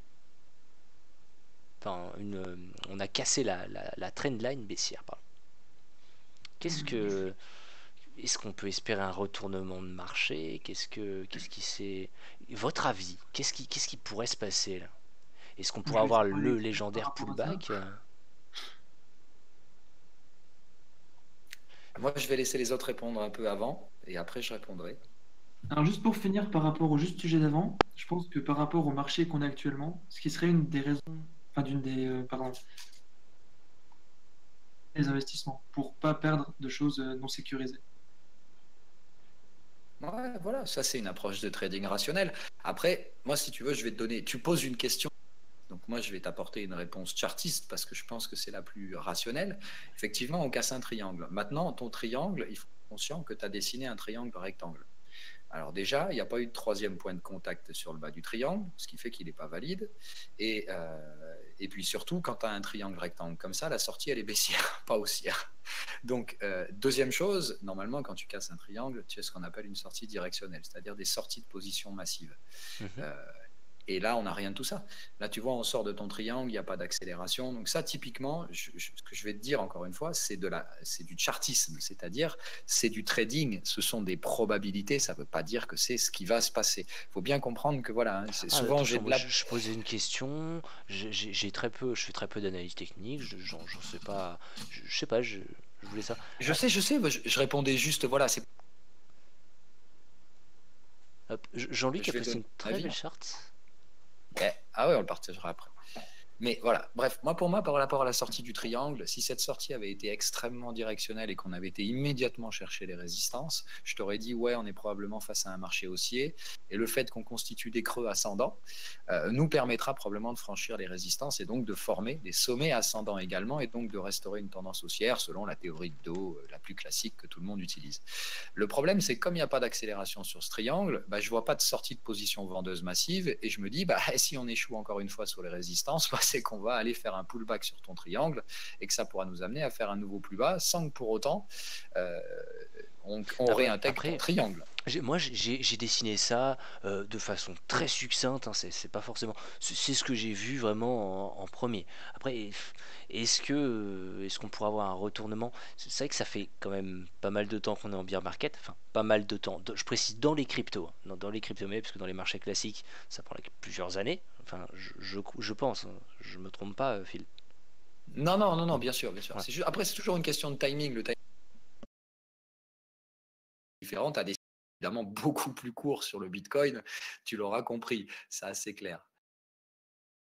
Mais après, voilà, est-ce que ça fait beaucoup de temps, donc je précise encore dans la crypto, qu'on est en bear market, on a encore vu EOS par exemple qui a su super former et réatteindre son ATH, même l'exploser, hein, je dirais. Euh, Comment réagir face à ce marché qui est un peu instable? Un coup, c'est un gange monumental. Même, il y a quoi? C'était, si je me trompe pas, tout début avril, on était en une très bonne consolidation en triangle. Mais vraiment tout ce qu'il y a de plus, comment dire, tout ce qu'il y a de plus classique, rentrer par le haut, théoriquement, enfin toujours pour reprendre tes dires, question de probabilité, plus du coup sorti par le bas, et là d'un coup ça se réveille. Et ça vient tout casser en une bougie 4 heures, je crois, en une bougie H4. Même si on prend sur des indices plus courts en H1, H2, d'un coup tous les canaux viennent d'être cassés. Qu'est-ce que, qu'est-ce que ça signifie? Enfin, qu'est-ce qu'on pourrait espérer? Qu'est-ce qui se passe sur le marché en ce moment? vos points. Toi, Phil, d'un point de vue trading, vraiment Sur détaché. EOS, Pas sur EOS. que sur EOS, non, sur Bitcoin en règle générale, mais EOS par exemple, qui a été un bon exemple de ce qui s'est passé. Bitcoin, qu'est-ce qu'on peut en espérer pour le moment? Est-ce qu'on est encore en bear market totalement confirmé? Est-ce qu'on est en droit maintenant de se poser des questions? Est-ce qu'on peut avoir un renversement haussier? Une inversion? Qu'est-ce qui pourrait se passer? Bah, écoute, moi je pense que le mieux c'est que je te mette un graphique aussi. En fait, c'est la simple suite de ton truc avec un élément chartiste en plus, juste un tout petit, hein, rien de bien méchant.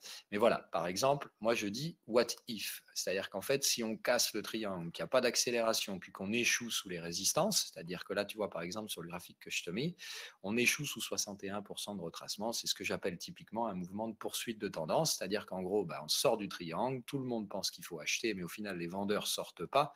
Les vendeurs restent patients, ils attendent qu'on revienne sous les résistances, c'est-à-dire exactement ce que moi j'ai fait. Et puis, s'ils reprennent la main, bah, malheureusement, on va probablement vous pousser dans un canal, c'est-à-dire vous amener plus bas. Et pour autant, tu vois que la trendline que tu avais dessinée et que j'ai aussi pourra très bien être respectée. Parce qu'il faut te constituer, en fait, il faut comprendre ce que c'est qu'une trendline. Une trendline, ce qu'on appelle la ligne de tendance, c'est qu'en gros, ça instigue un rythme au marché. Quand tu casses une ligne de tendance, tu n'as pas forcément changé la tendance du marché. Tu as juste réduit, enfin, tu sors de ce rythme. D'accord. Et encore une fois, moi, pour ceux qui me suivent, vous le savez, un crack, il y a plusieurs phases. Donc, si tu veux, pour moi, qu'on ait cassé cette ligne de tendance, c'est normal et ça ne change pas grand-chose. Maintenant, ce qui m'intéresse derrière, c'est de voir comment on se comporte sur les résistances.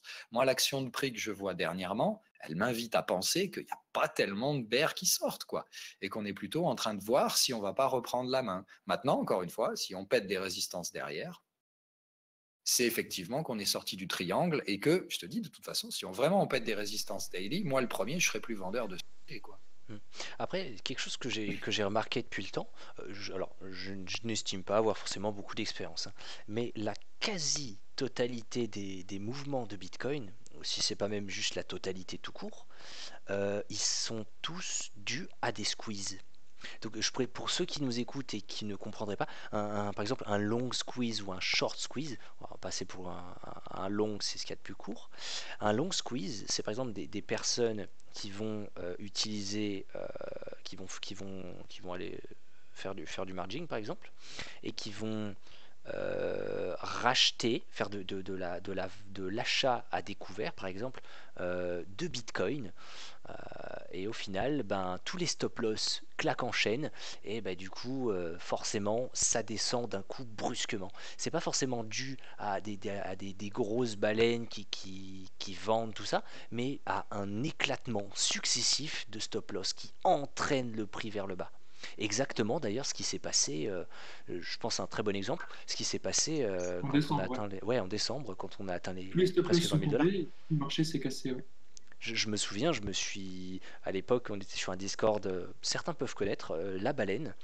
Il devait être 4 heures du matin, et là, mon téléphone commence à me réveiller avec des alertes, ça faisait tout du tout. Réveillé, c'est parti en cacahuète.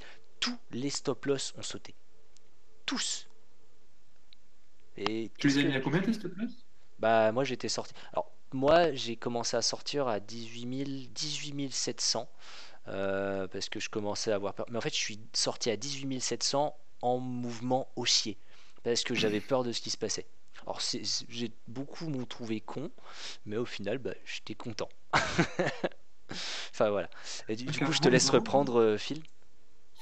Ah oui, ok. Bon, bah après, oui, le short squeeze, c'est comme je te disais, c'est un état de marché dans une certaine condition de liquidité. Ça, encore une fois, ce qui s'est produit, par exemple, le short squeeze qu'on a eu dernièrement, là, c'était cette grosse journée, 15%, c'est sorti de n'importe où. Personne ne l'avait vu venir parce que, évidemment, bah, trop de particuliers sont passés vendeurs d'un support. Et c'est ce qu'on appelle une mécanique de prix, c'est-à-dire que tu as des robots qui identifient ce déséquilibre, encore une fois, que je te dis, c'est toujours des mécaniques très froides qui se mettent en place dans le marché avec la smart money, parce que la smart money, elle gère son risque. Et tu as quelqu'un, probablement, tu as un robot qui a identifié ça, qui a dû calculer bêtement et froidement, bah, par exemple, là, si j'injecte 4 millions ou 5 millions dans le marché très brusquement, je le déséquilibre et je fais péter tous les stops en chaîne. Et derrière, ça va donner un mouvement brutal. Et en fait, le robot va juste déclencher le mouvement. et sortir du marché ou gérer son risque une fois que le mouvement se termine.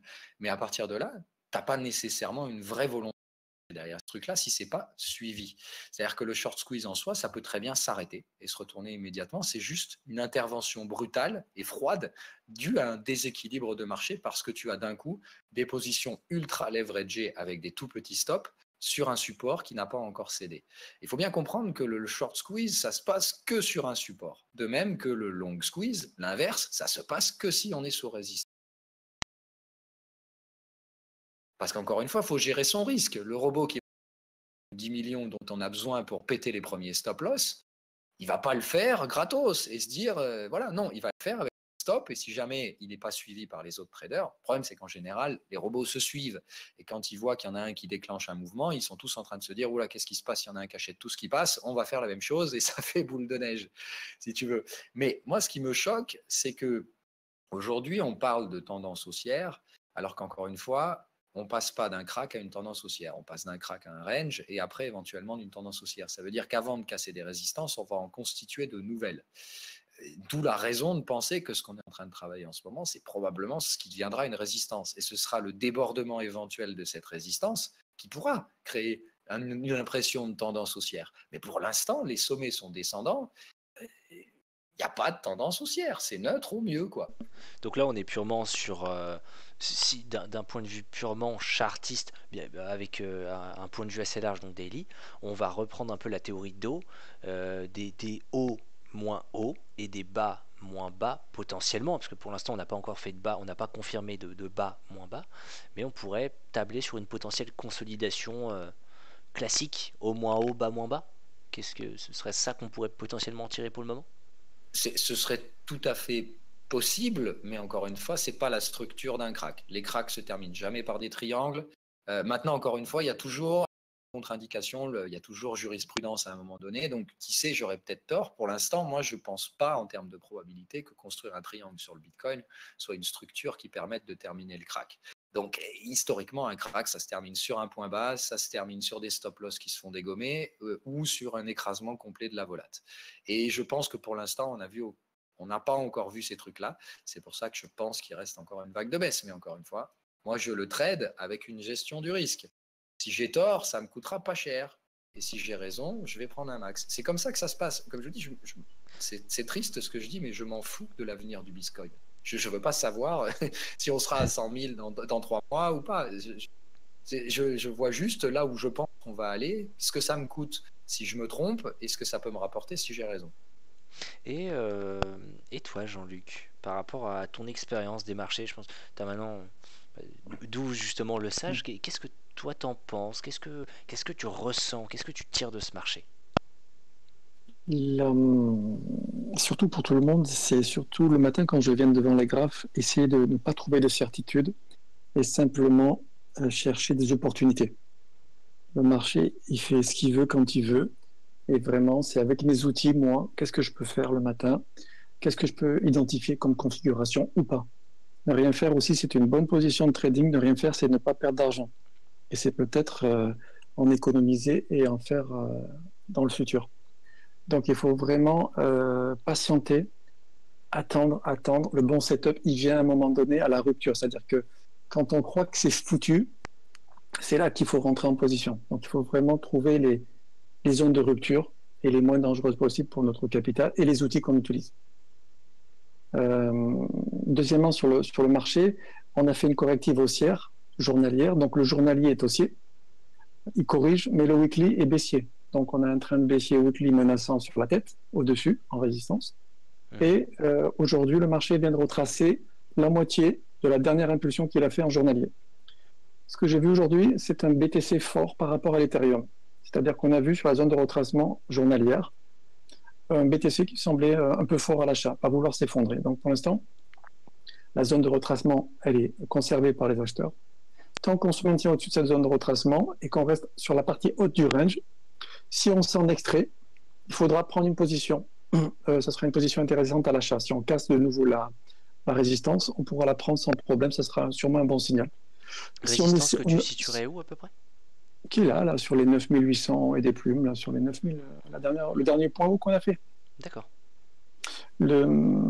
Par contre, si on balaye le range, on est en range journalier, mais la menace de résistance sera toujours en haut.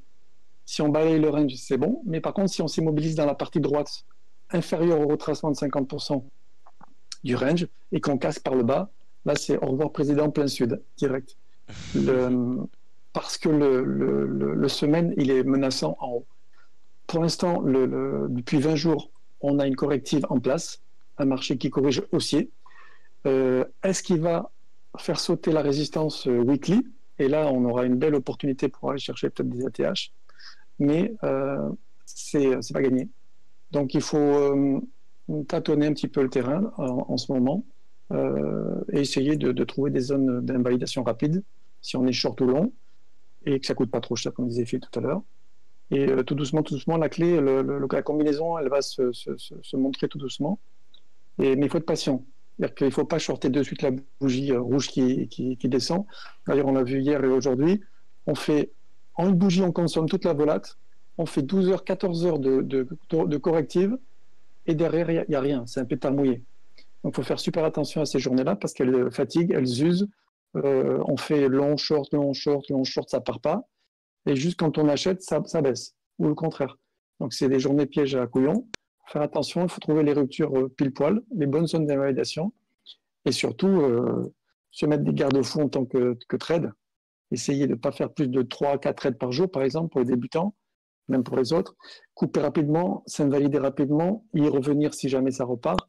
Il faut faire attention, c'est très volatile. Bien calculer ses stop-loss, pas les mettre dans le bruit. Il y a beaucoup de bruit, il y a beaucoup de mèches. On a vu la mèche aujourd'hui sur la bougie de 4 heures. C'est une mèche à 9174. C'est une mèche à $100. Donc, il faut faire gaffe, il y a du bruit. Et avancer à tâtons, tout doucement. Puis la combinaison va apparaître. Donc, il ne faut pas avoir surtout aussi de pas figer sur un seul plan. Travailler les deux plans. Travailler les deux setups même avec des combinaisons possibles pour ne pas être figé au cas où on est tort et pour pouvoir reprendre dans l'autre sens si jamais ça ne fonctionne pas. Et puis être élastique dans son exercice, bien malléable, bien changer, bouger, essayer de voir ce que propose le marché, pas overtrader, pas passer 16 heures si je peux me permettre par jour, ça sert à rien, c'est fatigant. Se mettre des garde-fous, il n'y a pas que le trading. Le trading, il y a la vie aussi derrière, il n'y a pas que ça. Le marché sera là encore demain, il y a des belles opportunités, il y en a tous les jours. C'est un marché sympathique, il y a de la belle volatilité, on peut gagner tous les jours, on peut perdre aussi, mais c'est pas grave. Mais il y a de quoi faire, il ne faut pas être pressé. Demain, il sera encore là. Demain, il y aura de belles opportunités. Et on loupe rien, en fait. Il y a toujours de belles opportunités. Il faut être patient. Et tout doucement, on est récompensé avec la patience. Et pas faire d'overtrading, vraiment, ça ne sert à rien. C'est dommage pour bien préserver le capital. Et avoir une courbe pas trop heurtée. Pas trop heurter la courbe de gain, pas en dents de scie, la courbe de gain bien linéaire, bien propre, qui progresse tout doucement. Pas une dent de scie, plus 100, moins 100, moins 0, ça ne sert à rien. Il faut avoir une belle ligne, une belle courbe, gagner tout doucement, régulièrement dans le temps. Et dans 2 ans, 3 ans, la pépite, elle aura grossi. Et peut-être que dans 10 ans, on sera libre financièrement avec un travail régulier. Mais il faut être vraiment patient, prendre son temps pour finir sa technique et sa gestion. Et toi, Baptiste, je pense que toi et moi, on est deux jeunes assez attachés malgré tout émotionnellement à la crypto-monnaie. Moi qui veux en faire mon métier, qui veux la promouvoir et la montrer sous son meilleur jour au monde. Et toi qui es justement aussi à fond là-dedans, qu'est-ce que tu en retires de BTC? Qu'est-ce qui te vient Bah écoute, moi je pourrais pas faire d'analyse technique comme on fait nos 2 bons traders parmi nous. c'est vrai qu'ils sont à souligner leur analyse du marché est très pertinente. Très pertinente. Peut-être au niveau fondamental. Oui, c'est ce que j'allais dire justement. Par contre, moi je vise plus à long terme par rapport à nos collègues qui sont plus sur du court et moyen terme. Je pense que le Bitcoin, qu'on a dit au début, est une économie d'avenir, soit le Bitcoin ou d'autres crypto-monnaies. Et toutes les news qui sont autour du Bitcoin, que ce soit la régulation, que ce soit les ICO, que ce soit le Lightning qui avance. Donc pour ceux qui ne savent pas, le Lightning, c'est un traitement un peu off-chain pour gérer plus rapidement la scalabilité du Bitcoin. Toutes ces choses-là se mettent en place doucement, mais sûrement. Et les news sont de plus en plus bonnes, le beau temps arrive, et le Bitcoin peut rapidement reprendre ses ailes et s'envoler rapidement. Alors ouais, stop, là j'interviens direct parce que je dois le faire. Donc, il faut faire attention à un truc. Et moi, c'est là où je défends effectivement le risque. Et encore une fois, je pense que la technique a de toute façon raison, mais peut-être pas tout de suite. C'est-à-dire qu'encore une fois, et c'est ce que je disais tout à l'heure, on est bien dans un crack. Et ça, je trouve ça bien parce que voilà, déjà, c'est une des premières erreurs que j'ai vues assez souvent, où en fait, on pense que le Bitcoin est en consolidation. Non, on n'est pas en consolidation, on est dans un crack. Un crack, c'est une tendance baissière et ça se termine. Ensuite, on neutralise et ensuite, on passe haussier. La technique, c'est ce qui va neutraliser la baisse. C'est-à-dire que quand la technique sera suffisamment forte, qu'on sera revenu sur les fondamentaux, on arrêtera de baisser. Et quand on arrêtera de baisser, après, on pourra éventuellement réinstaller la tendance haussière. C'est vraiment déjà l'après. Je pense clairement qu'il y a peu de risques qu'on poursuive indéfiniment dans une tendance baissière sur le Bitcoin. Je pense qu'effectivement, on restaurera une tendance haussière après. Mais encore une fois, la question, c'est quand. Le timing, ça... Après, oui, bien sûr, je parle vraiment sur du long terme. Je ne parle pas dans le mois prochain, les jours qui viennent. C'est Ok, vraiment dans quelque ce chose cas-là, on est d'accord. qui va Parce arriver que vraiment en long terme, quoi. Parce que moi, je voulais terminer avec un dernier argument. Voilà, il faut comprendre que dans une pattern de crack, et c'est ce que je disais tout à l'heure, crack et bulle, ce sont des versions un peu exacerbées de tendance haussière et consolidation. Et en fait, quand tu as cette phase un peu verticale et débile dont on parlait tout à l'heure, où on a une déstructuration de la valeur prix par rapport au volume, et là, en fait, il faut comprendre que dans le crack, généralement, en fait, la technique se reprend avant le bottom, et pourtant le bottom arrive quand même après. C'est-à-dire qu'on va généralement plus bas alors que les fondamentaux justifient déjà des achats. Et en fait, c'est tout simplement, enfin moi je l'explique comme ça, hein, je dis toujours que pour comprendre la phénomène bulle et crack, il faut absolument comprendre la psychologie des investisseurs non expérimentés, et c'est vraiment des patterns qui sont gérés par la psychologie plus que par le chartisme et les trendlines et les triangles et les compagnies. Et je pense... il y a quel prix qu'on repartirait? Eh ben voilà, encore une réponse à laquelle je ne peux pas répondre. Moi, j'en sais rien. Moi, ce que je peux te dire, par contre, c'est que je suis prêt à acheter sous deux conditions, mais à acheter à long terme. Hein. Je parle bien là d'un scénario de fin de crack pour se positionner à faible risque dans le retour possible derrière d'une tendance acheteuse. Dans ce cas-là, faire du vrai buy and hold, où là, franchement, j'achète un prix, mais je ne mets pas de stop. Et je laisse le marché évoluer pendant plusieurs mois jusqu'à ce qu'il refranchisse réellement des résistances. Si tu veux, pour moi, ce stade-là, on ne l'a pas encore atteint parce que je veux voir deux choses. Soit un éclatement complet de la volate, c'est-à-dire il n'y a plus de volate. En fait, il y a plus personne. Les spéculateurs ne traitent plus ce marché parce qu'en intraday, le Bitcoin balaye 1%. Voilà. Et les gens qui sont habitués à ce qu'il fasse 10, 15, voilà, ils s'ennuient, si tu veux. Les frais sont tellement chers pour la spéculation. On est vraiment loin de la fin de la volatilité. Ah ben justement, c'est pour ça que je pense que c'est peut-être pas encore fini. Moi, je vois encore beaucoup de spéculateurs, beaucoup d'euphorie, et malheureusement, c'est pas ce qu'on doit voir à la fin d'un crack, puisque en fait, moi, avant de retrouver l'euphorie, je veux voir une étape importante dans le crack qu'on appelle le désespoir.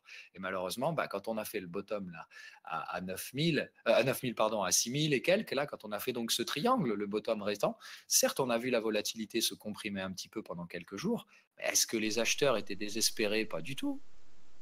Voilà. Donc moi je me dis, là, si tu veux, pour acheter, je veux voir un de ces deux états psychologiques, soit plus de volates, soit des acheteurs désespérés. C'est-à-dire en gros un V-bottom, quoi. Et des acheteurs stoppés malgré tout sur un bottom. C'est-à-dire qu'en fait, tu vois d'un coup un gros pic de volatilité, un gros pic de volume, et puis derrière, il ne se passe plus rien. Parce qu'en fait, les acheteurs, ils ont tous été ruinés, entre guillemets. Ils ont tous tradé avec levier, puis on leur a pété les stop-loss et ils n'ont plus de compte pour trader. Après, il faut aussi se dire, je me permets juste, que là, on est vraiment dans une économie vraiment naissante et que la taille du market cap est faible. Donc, même s'il y a des arguments qui sont très très bons techniquement parlant, en trading surtout, le marché il va grossir à un volume dont on ne connaît pas encore le volume. On va vraiment grossir les prochains jours. Et je pense, enfin, prochains jours, je parle vraiment en long terme. Donc même s'il y a toutes les analyses techniques, il y a des nouveaux arrivants qui vont arriver dans la blockchain et qui vont faire grossir le prix du Bitcoin parce que c'est une... Si je ne me trompe pas, j'ai vu quelque chose apparaître. Il y a les Goldman Sachs qui va commencer à lancer aussi ses propres contrats sur BTC. J'ai cru voir une news passer sur ton groupe d'ailleurs, Baptiste. Alors oui, moi ça je l'ai vu passer, mais encore une fois, faut faire très attention. Ne vous dites pas que la smart money va vous dire ce qu'elle fait, ils sont pas débiles. et justement, il faut comprendre que la smart money, quand elle communique toujours dans un plan de trading. C'est-à-dire que justement, il faut comprendre un truc, c'est ce que j'essayais de faire piger à pas mal de gens, c'est que Goldman, que s'ils veulent acheter, ils vont pas acheter une résistance, ils vont acheter un support. Donc soit ils vont attendre que le marché plafonne et ils vont acheter sur le prochain support, soit ce qu'ils sont en train de faire, c'est de faire rentrer un max de monde avec levier sous résistance pour faire baisser le marché, péter vos stops à 5000 $ et acheter 5000 $. C'est-à-dire qu'il n'y a pas 50 solutions. Soit ils vont se positionner sur un support parce qu'ils pensent que le marché est déjà acheteur. Et encore une fois, historiquement, Goldman, ils n'achètent pas des supports en cours de tendance. Goldman, ils achètent au début d'une tendance. Donc, je pense. Ça pourra porter au débat, pourquoi pas une idée du débat de la semaine prochaine, à voir. Je propose qu'on clôture cet épisode qui a déjà été plutôt très pertinent. Enfin, très, très content d'avoir été avec vous ce soir. Eh bien, écoutez, si vous avez quelque chose à ajouter, c'est bon pour vous? Bah, juste par rapport à ce que dit Phil, ça fait penser à Morgan Stanley en septembre-octobre, par rapport à ce que tu dis. Ils avaient fait quoi? La même Je chose suis. par rapport au mouvement qu'il y avait eu en septembre-octobre avec les grosses montées, les grosses descentes.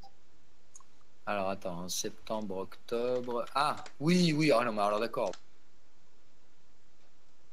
À ce moment-là, si tu étais un trader à Morgan Stanley, si tu achetais du Bitcoin, tu te faisais virer sur place. C'est donc, clair, on est d'accord. Donc voilà, attention encore une fois, communication. Faut comprendre un peu quand même comment fonctionne une salle de marché et des traders classiques, comme je te dis, on parle bien de gestion de risque. Dans une quand tu vois un actif qui fait n'importe quoi, quand tu vois des hausses brutales Je vous et propose qu'on garde ça pour l'épisode de la On semaine se prochaine. garde. Il n'y a pas de on se souci. le garde. Eh bien, On a écoutez, dépassé. très content d'avoir été avec vous ce soir. J'espère que vous qui nous écoutez, ça vous a plu. Pour ceux qui réécouteront ce podcast sur YouTube, on vous mettra le lien de notre Discord. Donc on sera ravi de vous accueillir et de vous avoir avec nous. On a un petit live chat. On publiera aussi, on va commencer sur Twitch. Donc tout vous sera apporté, que ce soit dans la description. Et on sera ravi de vous retrouver lundi prochain de 21h à 22h. Eh ben, Salut les carrément. gars. Ciao, ciao. Bonne soirée à tous. Bonne soirée. Bye bye.